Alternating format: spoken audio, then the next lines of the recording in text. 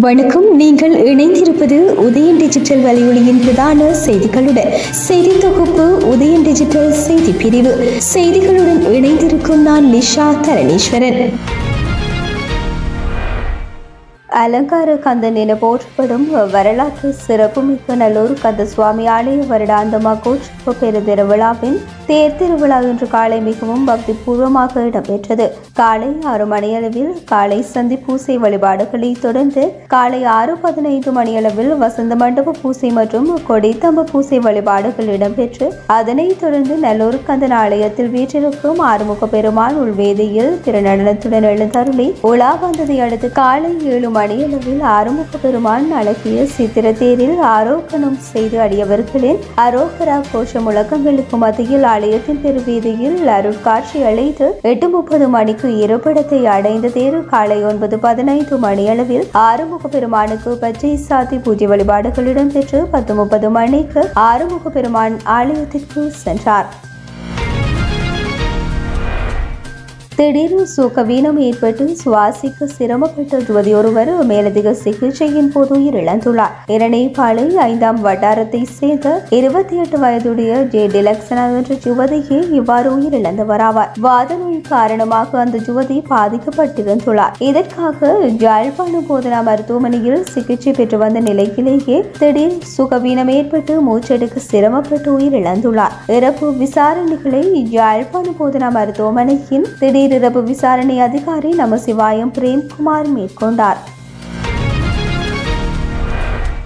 தீவகத்தில் ராணுவ நடவடிக்கைகளின் போது கொல்லப்பட்ட இளைஞர்கள் மற்றும் யுவதிகளுடைய மனித புதைக்குழிகளுக்கு வலுவான உயிர் சாட்சியங்கள் உள்ளன. எனவே அவற்றின் அடிப்படையில் அகழ்வு விசாரணையும் இடம்பெற வேண்டும் என்று வேலணி பிரதேச சபையில் நேற்று வலியுறுத்தப்பட்டது. வேலணி பிரதேச சபையின் அமர்வு தவிசாளர் சிவலிங்கம் அசோக்குமார் தலைமையில் நேற்று இடம்பெற்றது. இதன்போது உறுப்பினர் பிரகலாதன் மேலும் தெரிவிக்கையில் 1990ஆம் ஆண்டுகளில் இடம்பெற்ற ராணுவ நடவடிக்கைகளின் போது மண்டை தீவு, அல்லைப்பட்டி, மண்குப்பான் ஆகிய பகுதிகளை சேர்ந்து 80க்கும் அதிகமான இளைஞர்களும் யுவதிகளும் காணாமல் ஆக்கப்பட்டிருந்தனர். இவ்வாறு காணாமல் ஆக்கப்பட்டவர்களின் சடலங்கள் மண்டை தீவு பகுதியில் உள்ள சிலர் கைவிடப்பட்டு கிணறுகளில் வீசப்பட்டன. இதை வெளிப்படுத்தக்கூடிய வகையில் வாழும் சாட்சிகள் உள்ளன. எனவே அவர்களின் தகவலுக்கு அமைய அகழ்வு பணிகள் மேற்கொள்ளப்பட்டு உண்மைகள் வெளிப்படுத்தப்பட வேண்டும். செம்மணி புதைக்குழி தொடர்பான விடயங்கள் என்று பெரிய அளவில் பேசப்படுகின்றன. அந்த புதைக்குழியின் பின்னால் உள்ள துன்பத்தை ஒத்ததே மண்டை தீவு மனித புதைக்குழிகள் தொடர்பான விடயமும் ஆகும். எனவே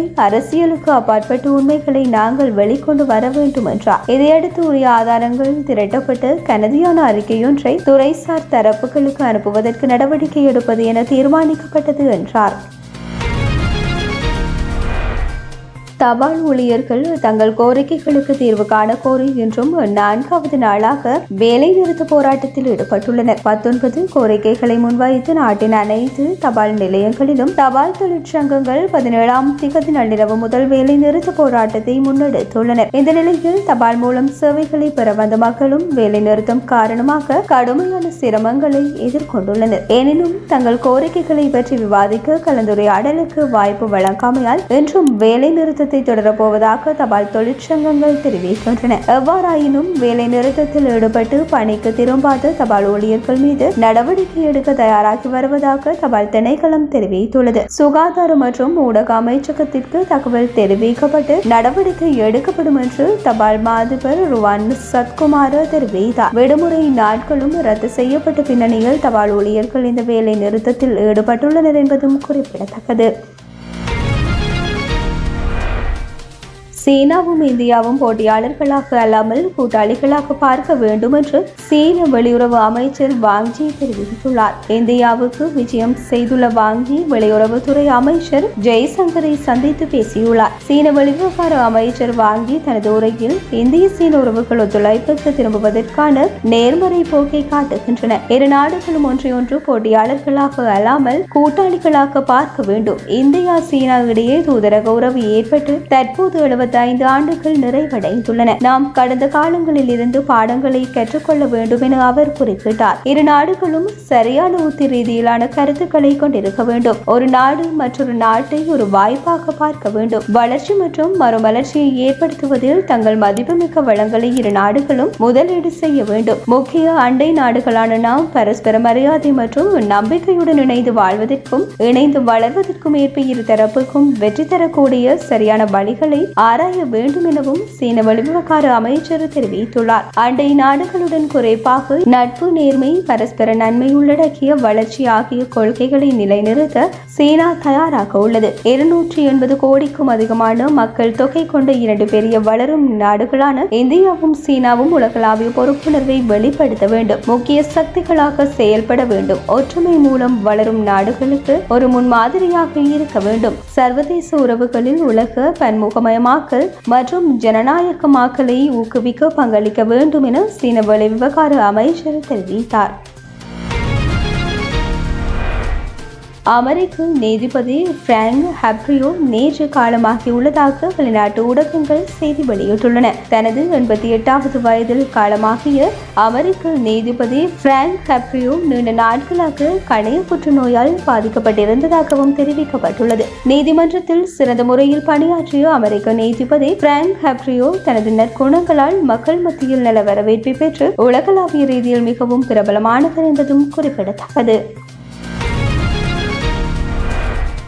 ஆஸ்திரேலியாவில் தென்னாப்பிரிக்காவின் வலதுகை சுழல் பந்து வீச்சாளர் பிரணலன் சுப்பராயனின் பந்து வீச்சு முறை குறைத்து முறையிடப்பட்டுள்ளது. கேர்ன்ஸில் நடந்த ஆஸ்திரேலியாவுக்கு எதிரான முதல் ஒரு நாள் சர்வதேச கிரிக்கெட் போட்டியில் தென்னாப்பிரிக்க பந்து வீச்சாளரான பிரணலன் சுப்பராயனின் சந்தேகத்திற்கிடமான பந்து வீச்சு குறைத்து முறைப்பாடு அளிக்கப்பட்டுள்ளது. போட்டி அதிகாரிகளின் அறிக்கையில் பிரணலன் சுப்பராயனின் பந்து வீச்சின் சட்டப்பூர்வ தன்மை குறித்த தகவல்களை குறிப்பிட்டுள்ளது. 31 வயதான அவர் இந்த ஆண்டு புலவாயோவில் சிம்பாப்வேக்கு எதிரான டெஸ்ட் போட்டியிலும் அறிமுகமானார். அங்கு அவர் முதல் இன்னிங்ஸில் 4 விக்கெட்டுகளை வீழ்த்தினார். இந்த நிலையில் அவர் சர்வதேச கிரிக்கெட் பேரவையின் அங்கீகாரம் பெற்ற சோதனை தளத்தில் தனது பந்துவீச்சு முறை குறித்து சுயாதீன மதிப்பீட்டை மேற்கொள்வார் என்று அறிவிக்கப்பட்டுள்ளது.